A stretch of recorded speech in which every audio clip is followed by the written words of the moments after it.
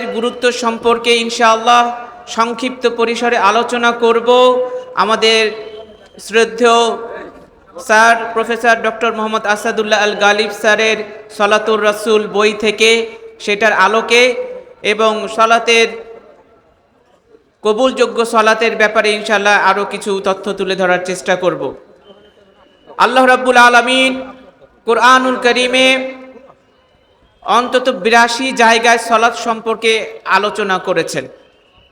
সলাতের আলোচনা এসেছে কখনো সলাতের আদেশ দিয়ে আল্লাহ রাব্বুল আলামিন সলাতের কথা বলেছেন, কখনো আল্লাহ রাব্বুল আলামিন সলাতের পুরস্কারের ব্যাপারে আলোচনা করেছেন। যারা সলাত আদায় করবে তাদের প্রশংসা নিয়ে আল্লাহ রাব্বুল আলামিন আলোচনা করেছেন। কোরআনে কোথাও আবার যারা সলাত আদায় করে না তাদের কি শাস্তি এবং তাদের নিন্দা প্রসঙ্গেও আলোচনা এসেছে। সলাত এমন একটি গুরুত্বপূর্ণ ইবাদত যে গ্রহণযোগ্য কোনো কারণ ছাড়া, বিশেষ করে গ্রহণযোগ্য কারণ বলতে যারা নাবালক শিশু, হায়েতগ্রস্ত মহিলা অথবা পাগল, এরা ছাড়া স্বাভাবিক অবস্থায় কোনো ব্যক্তির জন্যই কোনো অবস্থাতে সলাত পরিত্যাগের কোনো সুযোগ নেই। আমরা যদি দেখি সাহাবীদের উক্তির ব্যাপারে সহিহ আত-তারগিবের 572 নম্বর একটি হাদিস, আবু দারদা রাদিয়াল্লাহু তাআলা আনহু বলেন, যার সালাত নেই তার ঈমান নেই। একইভাবে সহিহ আত-তারগিবের 571 নম্বর হাদিস আপনারা দেখতে পারেন, সেখানে ইবনু মাসউদ রাদিয়াল্লাহু তাআলা আনহুর একটি উদ্ধৃতি এসেছে। তিনি বলেন, যে ব্যক্তি সালাত ত্যাগ করে তার দ্বীনই নেই।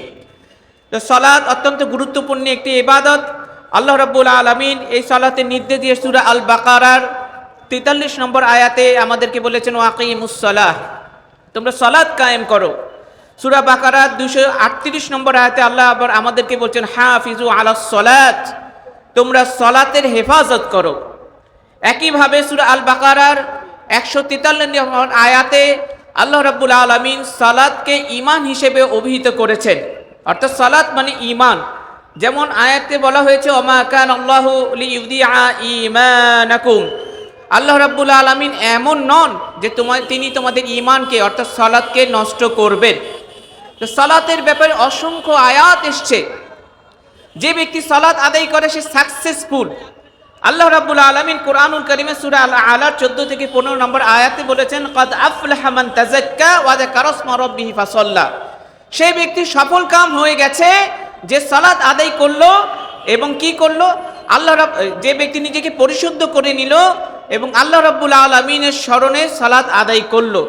একইভাবে সূরা আল মুমিনুনের মধ্যে আপনারা দেখবেন আল্লাহ রাব্বুল আলামিন বলছেন, আল্লাযীনা হুম আলা সালাওয়াতিহিম ইউহাফিজুন, যারা নিজেদের সালাতের হেফাজত করে, উলাইকা হুমুল ওয়ারিসুন, তারা হচ্ছে উত্তরাধিকারী। কিসের উত্তরাধিকারী? আল্লাযীনা ইয়ারিসুনাল ফিরদাউসা হুম ফিহা খালিদুন, জান্নাতুল ফিরদাউসে তারা উত্তরাধিকারী হবে। একইভাবে সূরা আল মাআরিজের মধ্যে আল্লাহ রাব্বুল আলামিন বলছেন, ওয়াল্লাযীনা হুম আলা সালাতিহিম ইউহাফিজুন, যারা নিজেদের সালাতের হেফাজত করে, উলাইকা ফি জান্নাতিম মুকরামুন, তারা জান্নাতের মধ্যে থাকবে। সম্মানিত দিনী ভাইরা আমার, কুরআনুল কারীমের মধ্যে সালাতের প্রসঙ্গে আল্লাহ রাব্বুল আলামিন এত আলোচনা করেছেন যে এই আলোচনা যদি একটি একটি আয়াতগুলোকে বিশ্লেষণ সহ করা হয় আমাদের জন্য অনেক সময়ের ব্যাপার। তো আমরা সংক্ষিপ্ত পরিসরে এবার হাদিসের দিকে চলে যাচ্ছি। সালাতুর রাসূলের কিতাবের আলোকে যদি আমরা আলোচনা করতে যাই, আমরা দেখতে পাই কালেমায়ে শাহাদাত পড়ার পরেই আমরা দেখতে পাই সালাতের স্থান রয়েছে ইসলামের মধ্যে।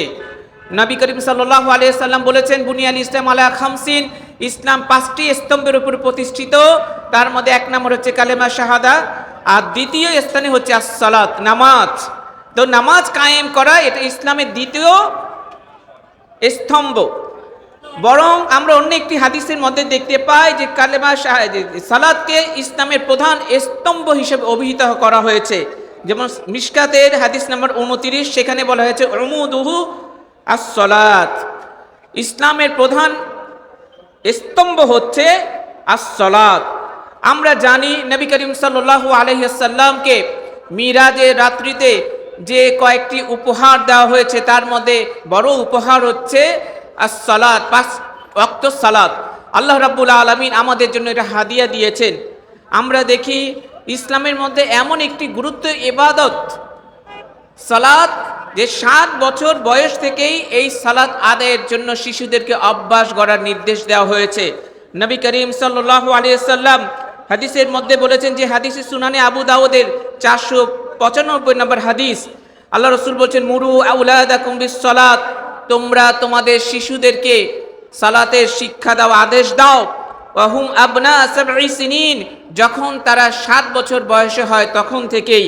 ওয়াদরিবুহু আলাইহা ওয়াহুম আবনাউ 10 সিনিন, যখন তাদের বয়স 10 হয় তারা যদি সালাত আদায় না করে তাহলে তোমরা তাদেরকে প্রহার করো। নবী করিম সাল্লাল্লাহু আলাইহি সাল্লাম আরো বলেছেন যে আউয়ালু মা ইউহাসাবু বিহিল আবদু ইয়াউমাল কিয়ামাতি আস-সালাত, বান্দার সর্বপ্রথম যে হিসাব নেওয়া হবে কিয়ামতের দিন সেটা হচ্ছে সালাতের। ফাইন সালাহাত, যদি সালাতের হিসাব সঠিকভাবে হয় তাহলে তার সমস্ত অন্যান্য যে আমলগুলো আছে সেটাও সঠিক হয়ে যাবে। আর যদি সালাতের হিসাব ফাসাদাত, নষ্ট হয়ে যায়, বিশৃঙ্খল হয়ে যায়, সঠিক না হয়, তাহলে তার অন্যান্য সমস্ত আমলের হিসাবও এলোমেলো হয়ে যাবে। এই হাদিসটি তাবারানী আওসাতে বর্ণিত হয়েছে, সহিহ আত-তারগিব ওয়াত তারহিবের মধ্যে 369 নম্বর হাদিস এবং সিলসিলাতুল হাদিস সহিহার মধ্যে 1358 নম্বর হাদিস। সম্মানিত দ্বীনী ভাইয়েরা আমার, সালাতের বিধ্বস্তি একটি জাতির বিধ্বস্তি হিসেবে কুরআনুল কারীমের মধ্যে উল্লেখিত হয়েছে। কুরআনুল কারীমের মধ্যে আপনারা দেখবেন আল্লাহ রাব্বুল আলামিন বলেছেন, ফাখালাকা মিন বা'দিহিম খালফুন আদাউস সালাত, তাদের পরবর্তীতে আসলো আরেকটি অপদার্থ এক প্রজন্ম জাতি। তারা কি করলো? তাদের সালাতকে নষ্ট করে ফেললো। ওয়াত্তাবাউশ শাহওয়াত, এবং নিজেদের প্রবৃত্তির অনুসরণ করলো। আল্লাহ রাব্বুল আলামিন এজন্য কি করবেন? ফাসাউফা ইয়ালকাউনা গাইয়া, আল্লাহ তাদেরকে জাহান্নামের মধ্যে নিক্ষেপ করবেন। তো সালাতের বিধ্বস্তি একটি জাতির বিধ্বস্তি। সম্মানিত দ্বীনী ভাইরা আমার, মুমিন অবস্থায় সর্বাবস্থায় পালনীয় ইবাদত হচ্ছে সালাত। আমরা অন্য কোনো ইবাদতের ক্ষেত্রে দেখি না যে প্রত্যেকটা দিন একটা মুসলিমকে, মুমিনকে 5 বার আদায় করতে হয় এবং এটা অবধারিত একটা ফরজ ইবাদত। এটা হচ্ছে ব্যতিক্রম ধর্মী এক ইবাদত, সালাত। আল্লাহ রাব্বুল আলামিন আমাদেরকে নবী করিম সাল্লাল্লাহু আলাইহি ওয়াসাল্লামের মাধ্যমে আরো যে সমস্ত বিষয়গুলো জানিয়েছেন সালাতের ব্যাপারে, তা হচ্ছে কি, ইসলামের প্রথম যে রশিটা ছিন্ন হবে সেটা হচ্ছে সালাত, শাসন ব্যবস্থা। আর সব শেষে যে রশিটা ছিন্ন হবে সেটা হচ্ছে কি, আস-সালাত। হাদিসের ভাষায় সেটা হচ্ছে ওয়া আউয়ালুহুন্না নাকযাল হুকমু ওয়া আখিরুহুন্না আস-সালাত, যে হাদিসে মুসনাদে আহমদ এবং সহিহ ইবনু হিব্বানের মধ্যে বর্ণিত হয়েছে। সম্মানিত দ্বীনী ভাইরা আমার, নবী করিম সাল্লাল্লাহু আলাইহি সাল্লাম আরো বলেছেন, যে হাদিসে জাবির রাদিয়াল্লাহু তাআলা আনহু বর্ণনা করেছেন, তিনি বলেন, সামিতু রাসূলুল্লাহি সাল্লাল্লাহু আলাইহি ওয়াসাল্লাম ক্বাল বাইনার রাজুলি ওয়া বাইনাশ শিরকি ওয়াল কুফরি তারকুস সালাত। সহিহ মুসলিম হাদিস নম্বর 134। একজন মুসলমানের সাথে একজন ব্যক্তি এবং শিরক এবং কুফরের মধ্যে পার্থক্য হচ্ছে সালাত আদায় করা।